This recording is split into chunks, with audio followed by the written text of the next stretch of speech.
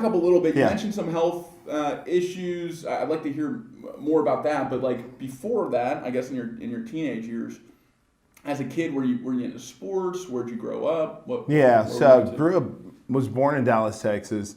My dad's a missionary, so we came here for him to do inner city church planting. I play sports. I play basketball. A lot of people think I play football, but like never played football. Always, I was super athletic. So like when those early years, like finding out I had high blood pressure and heart issues, that was shocking to me. How old were you when you got that? When I found out, I was 16 years old. 16. Yeah. And just like regular checkup, they're just like, hey, like why is your blood pressure high, or did something happen? So I was actually working for a company, Southern Stairs in Alpharetta, and they wanted me to get a physical done. And the guy was like, I can't clear you because your blood pressure is so high. He was like, maybe you ate some French fries before coming in here. I was like, no. I was like, I haven't had anything. So he was like, you got to see the doctor before I can clear you. He was like, go see the doctor, come back. And then so I scheduled an appointment with the doctor. Well, at that point, are you thinking like this is a mistake? Yeah, I was just like, what is this guy talking about? Yeah. And so, at that point, it's just like, at 16 years old, you don't think about health or anything like that. You're just enjoying life. And went to the doctor. And then he checked my blood pressure, did it several times, and it was extremely high. And he told me I had high blood pressure, so he prescribed medication. And I was just like, okay, so I can take this and eat whatever I want. He was like, no. So that was like that point in my life as a kid, as a teenager. I think that was like the end of the world for me, because it was like no fast food, no fries with salt, no soda, no chocolate. Like everything that as a kid that you consume, it was like out of the window. And so I had to basically figure out my life, like as a kid. I didn't know anything, so I didn't know any better. So it was that was a very interesting point in my life. So when you get that diagnosis, what were you saying to yourself? Like, did you see it as like woe is me? Why is this happening to me? What's going on? Like, why God? Or was it like, was it something else? I was the first thing came to my mind was like, what just happened? Disbelief. Yeah, and from there I was trying to figure out like, okay, what does my life look like from here? And I've always been like a person that's been driven. So when I played sports, I wanted to be the best, and I practice to be the best. So when it came to that challenge in my life, I was just like, okay, so what do I do from here? Like, how do I become healthy? And I had no idea. I'm a kid still, like I had like lack of information. So I tried to do the best I could. And it didn't work out for me. So yeah, you're 16. You're on this medicine that I mean can't be making you feel too good. Like No. what was that like? What were some of the side effects or whatever of this condition, and how you had to treat it? Man, so when you talk about side effects, that was like from being like from having no care in the world, feeling like you're healthy, to getting to the point where the doctor was like, you're sick. And then you're feeling fine, but the medication that they give you makes you feel horrible. I mean, there was times like I would have to take off work after taking the medication. I'd be like in bed for a day. It was life-changing to the point where I would pray every day. I remember this, like I'd pray every day up until I actually took control of my health, that I would never have to take those pills, because it was like, there was the cons outweigh the pros, to wake up and attack the day, and then to wake up and feel like crap. That's not what you expect to feel like when you're taking blood pressure medication, and then it regulating you not having the energy that you once had, because it's lowering your blood pressure, so your heart's not beating as fast. A little ADHD was going on too, so like, I'm not able to function as quick as possible. So it was devastating. It was life changing. It's so tough, especially to be grappling with this early in life. Like when you would go to clinics or doctor's offices, were there other people that looked like you that were having the same problems? I think that was the issue.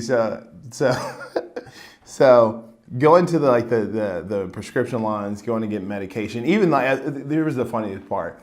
It wasn't funny at the time, but the medication that the doctor gave me, I looked at and it's like 55 and up. So yeah, so in the lines, the prescription lines, to get medication filled. I mean, everybody that was getting the medication, they were 65, 55, and we all had the same issue. Like the medication was making us sick. But here I am, and I think at this point I was probably like 20, 21 at the time. So on this stuff for 4 years. Yeah. And here's the thing: the medication, the dosage, the milligrams would get higher and higher almost every year. Because you're building up tolerance. Yeah. By the time I was 25, I was up to 90 milligrams of propranolol. And that's when I knew I had to change something. So are you currently on this medicine? No, nothing at all. Okay. Yeah. So what changed, and when did that happen? Yeah. Okay. So that happened at 25 years old. I went into the doctor's office. So I had a cardiologist that I would see monthly, and I had a general practitioner that I would see. And my blood pressure was super high. They prescribed me the propranolol, and he was telling me, he was just like, Phil, you got to do something. He was like, we're doing all we can medically. The medication, you're on like almost the highest dosage of medication. And then it started to weaken my heart. So I was back and forth from the cardiologist to general practitioner. At that point, it was just like me physically working it was almost impossible. I mean, I drove trucks at the time. And so I would drive to Augusta. I think I told you this story. I would drive to Augusta, and I couldn't make that trip like in one setting. I would have to pull over to take a nap. And then on the way back, I would have to take a nap. I was just tired all the time. But my blood pressure was still rising, and he was like, we're doing all we can medically. I think what really changed my mind into making a change wasn't the fact that like, oh, Phil, you're dying. It was more so at that point, I had went to they give you the samples. And so I went to the pharmacist to get the prescription filled.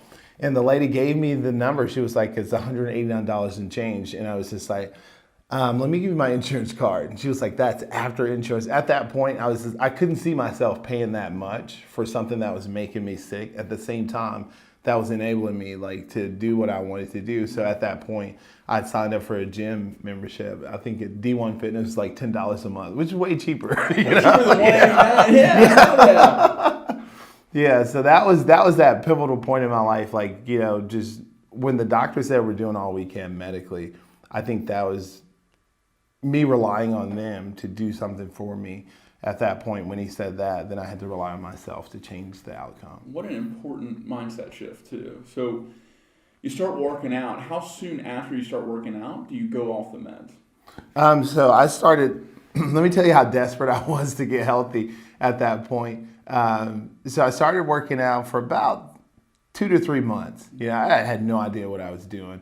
And so I was so desperate to get healthy, I was going to the store and I was getting like kidney beans, anything with a heart on the box or can, anything that I thought was like heart healthy. And so after about 3 months, and then I told you about the trainer that was training for a bodybuilding show. When I met him, and he put me on like a diet plan and a training routine before the show, my first show ever, that's when I got off the medication. So it was about 6 months.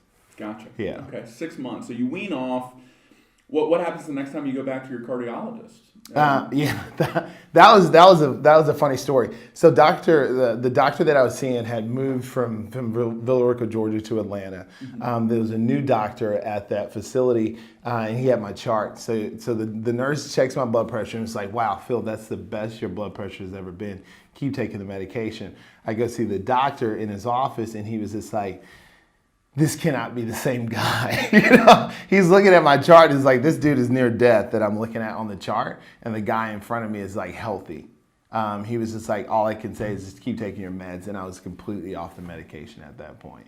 Yeah. What a reaffirmation of your decision to take your health, your life into your own hands. Oh, yeah. What a moment. Yeah. Is that something where you were like, nana boo boo, like I'm not taking the meds? Like, did he shove that back in their face or no? Not really. I think I kept it quiet because That's what I wanted to hear. I wanted to know, because I tell people all the time, like, if you don't have to take the meds, don't take the meds. But at the same time, I respect what the doctors do. So that was me finding out that what I was doing was working, and then I was healthier off the medication, but me taking control of my health, taking control of my diet, my training, everything, just being in control and not giving them the control, taking the medication and doing absolutely nothing. So for other people who may be listening, maybe their doctors told them that they have high blood pressure or they're at risk for it. What kinds of things can they be doing outside of popping a pill that can help address the same issue that you've overcome? Man, cardio for me was like one of the most important things, like getting active, cardio, weight training, water consumption, consuming more water. I did apple cider vinegar. I ate stuff that was better for me, not stuff that tastes good, not necessarily. But apple cider vinegar, man. Yeah, I wake up to one of those shots. That'll wake you up more than coffee. Yeah. Bam! Oh, man. all your sinuses and senses and everything is like you're awake. And it's good for your gut. Yeah. There's a lot of benefits with that apple cider outside of like helping with high blood pressure. And I think that was a fascinating thing for me. And for me, like studying and researching on my own, that's what got me to like study for like nutrition, because I wanted to be the best version of myself.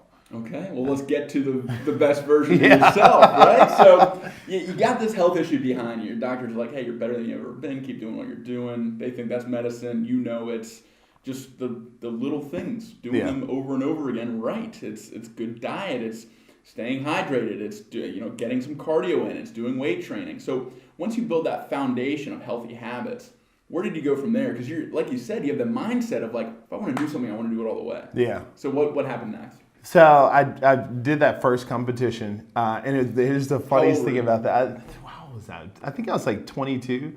Okay. No. This was after the life shift. Yeah. So I was probably like 26 at the time, because 25 was when they. I didn't tell you this part. 25 was when the doctor wanted to do open heart surgery, and I'll tell you exactly what he said to me. And this was like between like the medication and me getting the gym membership.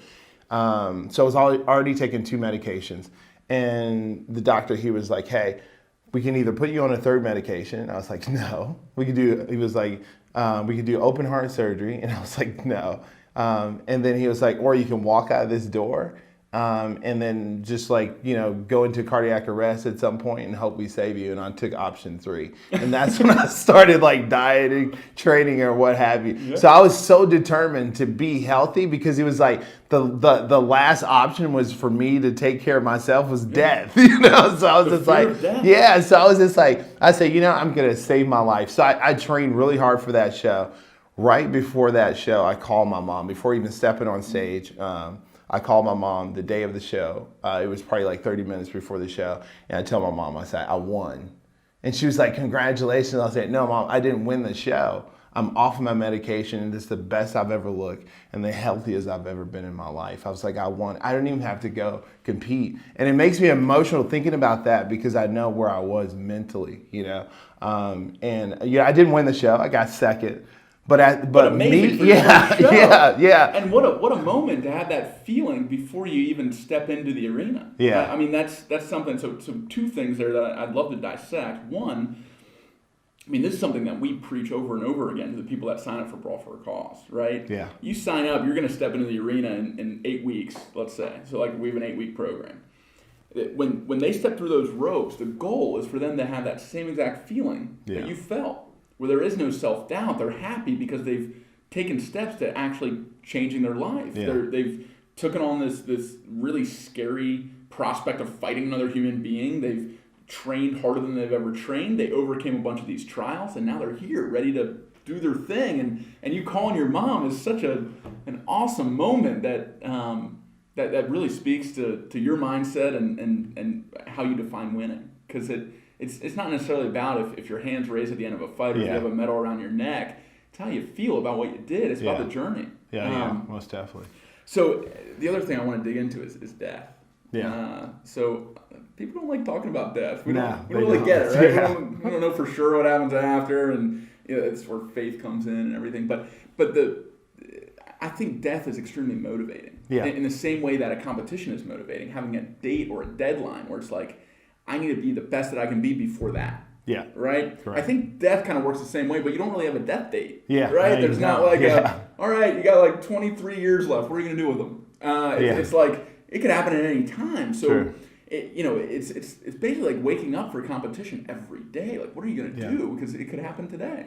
And are you making the most of this? It's an extremely motivating moment when people, I think, really grapple with death for the first time. And maybe it happened earlier for you, or maybe it happened in that moment when the doctor was like, you walk out of here and you're eventually going to die. And if it's really soon due to cardiac arrest, maybe we can save you, maybe we can't. But like, here's the fear of death. What are you going to do with it? Yeah. And so, I commend you for how you responded to that. I hope more people respond the way that you do, instead of buckling or shying away from the fact that all of us are going to die. Yeah. And that what we do before that happens matters. Yeah. Correct. So okay, your first competition, fear of death propels you to the best shape of your life. You're healthy, you look good, you're happy. Yeah. I think I know where this is going. That probably wasn't your last competition, right? No. Okay. So let's continue. Yeah, in my mind, at that point, it was such a motivating factor for me to like train, that I was like, I'm gonna do a competition every year, for the simple fact of me staying healthy. I'd overcome a lot with the first competition, but I wanted something to inspire me like every year to continue to do what I was doing, because training was just so hard. It was new to me. Although I played sports, I never like worked out. I did construction, so there's no need for me to get a gym membership or anything like that until like I was faced with that health issue. So at that point, I was just like, man, this sucks. Like running every day, working out every day, like really sucks. So I needed something to motivate me every year. So I started competing, and it had like you said, like the mindset of an individual is so important. So it's just like when you're driven and you want something like bad, it's just like, it's not the fact of like, I want to beat this person or that person. I just want to be the best version of myself. And with that mindset, training for the competitions, I did well, top 5 finishes in almost every show until I got to nationals. So it was one of those things where it basically, the drive and the work ethics basically propelled the way for me to be pro, even though that's not even what I wanted. When I turned pro, I was like, I'll never do a pro show. And my coach was like pissed. He's like, what are you doing? I was like, this is not what I'm in it for. I just want to do a show every year to basically become better. But at that time, once I got the pro status, I was like, I can take this status and I can help other people. So I was looking at a bigger picture, past the stage, past the lights, past the accomplishments. And I think a lot of people get lost in like, the titles and the accomplishments. Right. But I was looking at it as like, this gives me an opportunity to help more people, because I never wanted anybody to have to deal with what I had to deal with and not have resource, not have an individual to say, hey, this is how you walk through this door and then get physically fit. I had nothing, I had no one like coaching me and telling me what to do. I had YouTube, and a gym membership. I was in the gym for like 3 hours initially, just trying to figure things out. So I was like, I want to take the knowledge and the information that I had in the journey, and then help other people. And it's motivating on the one hand, where it's like you can become a Philip Blow with just YouTube and the right mindset.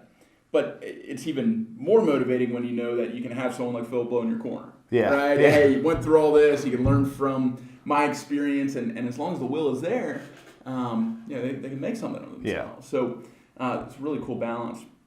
Now, you're a humble guy, a lot of humility. Why don't you tell me about your biggest win? My biggest win. Let's see. There's a lot of wins in my life.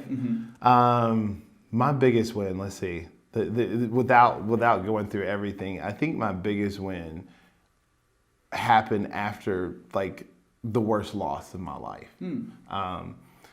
And that was my daughter when she passed away. I think the biggest win for me was dealing with that for 6 years and not knowing how to deal with that grief and not knowing how to deal with that loss and not accepting that loss.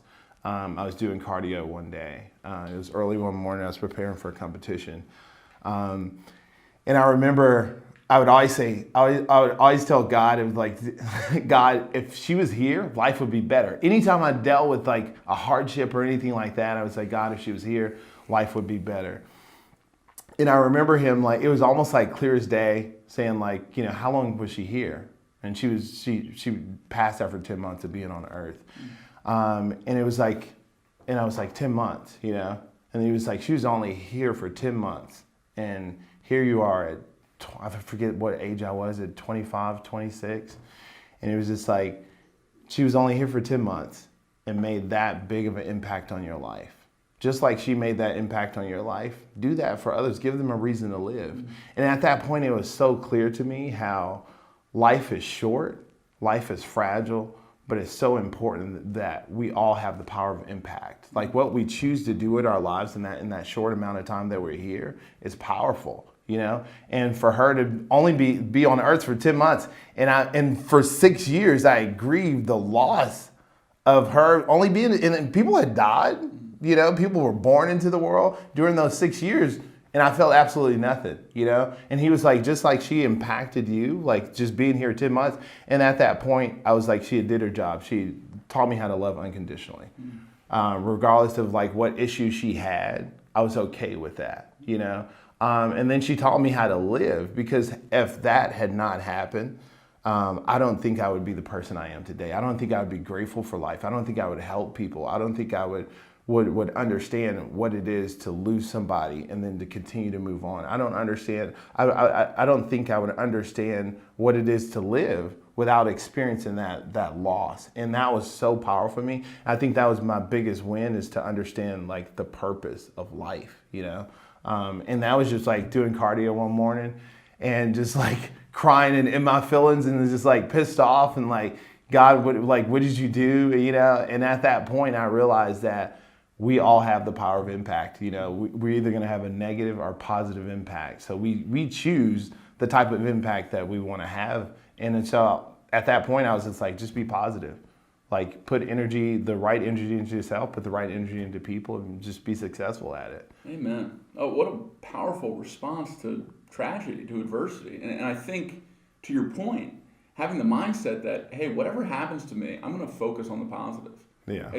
Some may call it delusional, but it's more of a how can I use this? Yeah. This is already bad. This already hurts. It's already painful. But how can I transform that pain into something with purpose? How can I transform myself and maybe those around me into the type of person that takes adversity and turns it into armor, and takes struggle and turns it into strength? And it's clear that you've done that. Yeah. I commend you for that, and what a hard thing to overcome. And I was trying to bait. I know you had a huge win in a competition, but it speaks even more to your character and to your soul that the biggest win in your mind is this really intimate, very personal moment of a mindset shift, instead of being on stage with all the lights on you and getting your name called. Yeah. So that's awesome. I guess that's a consolation prize. Can we hear about the competition? Yeah. So, there's two competitions that were priced. The first one was the muscle and fitness competition at the Olympia. That one. And just for context, explain Olympia. Like what? Yeah. For someone that isn't in this world, that doesn't understand it, like bare bones, what is it? Yeah. So the Olympia is the biggest bodybuilding show in the world, where all the best physiques of the world come and they're placed. They're ranked in the world. And so Muscle and Fitness has a competition. Flex Magazine and Muscle and Fitness Magazine had a competition to where they would bring all the models, like, and competitors, that weren't pro, from all over the world and on one stage. And then there was one trophy, and you could win the cover of the magazine. At that point in my life, I had just overcame the high blood pressure. I was new to the sport, driven, but it was just like, I don't even know why I signed up for this show, because it was a really big show, but maybe I just believed in myself. And I was going through a lot in life. To make a long story short, on the way to the competition, my flight was redirected. So I didn't even make it there until like the day of the show. I was supposed to be there 2 days earlier. I ended up having there was a delay. I ended up having to fly to California, and then from California to Vegas. I got there the morning of the show, the day that I was supposed to step on stage. Wow. So everything went horribly wrong. All your prep. Yeah. I mean, I'm sure that's like down to a Oh science, man, right? yeah. The way you prepared the last few days. Yeah, everything went horribly wrong. Got there, I was super confident. I just had a good feeling that everything was going to work out. I mean, at that point, what can you do? I had trained. Prior to that, this is a crazy thing. Prior to that, I had played like 7 games of volleyball. Dislocated my shoulder, so I couldn't even pose, couldn't even train upper body. So this was like 4 to 2 weeks out from the show. And I remember Michael Bevins was like, "What are you gonna do?" And I was like, "I have no idea, but I'm already lean, so I just got to stay on track." So it was like, so when I finally made it out there, it was just one thing after another. Got backstage right before they were calling the competitors up. I realized I didn't even have my number. The photographer that was with me was like on the other side of the venue. So no cell phone service, had to track the photographer down. It was so crazy because everything prior to that had been horribly wrong. Life was like just crazy. The blood pressure issues, I had overcome that. And so it came to the point where I finally got the badge. They were already calling competitors up. And I got up there, had felt great about the competition. But the night show, when they finally announced, when they were going to announce the winner, they had the top 10 up there. It was, I think, 70 guys from all over the world. Wow. So they were going to announce the top 10. And when they brought that single trophy out there, meaning there was only one place, and that was first place, I think everything became real at that moment. I was like, here I am on the biggest stage of the world, and there's only 10 guys on this stage, the top 10. And there's only one trophy. And if I don't win that trophy, then everything that I worked for was for nothing. That was my mindset. So I was just like, when they call us out to battle for this trophy, to pose, I got to give it all I got, And we were up there. It seemed like eternity. And so, hot lights, stretching, people screaming. They're not screaming your number half the time. So it's just like, hey, I gotta give them a show.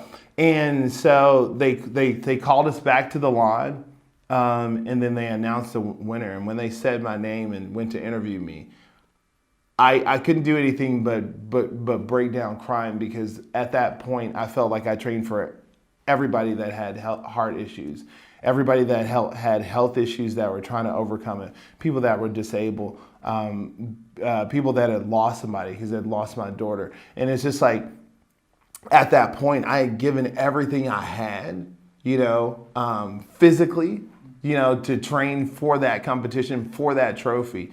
For everybody else, even like in the gym, I remember doing pull-ups to failure, literally. I think I stopped counting at 70, and I collapsed to the floor, and I told myself, I can't bring my daughter back, but I can be better, And so that was the mindset that I had, and that was what I brought to the stage. And I wanted to win, not for me, but for everybody else. So it was a huge win for me. That was like the biggest win. Like, besides turning pro, like, that's just a title. I didn't even care about that.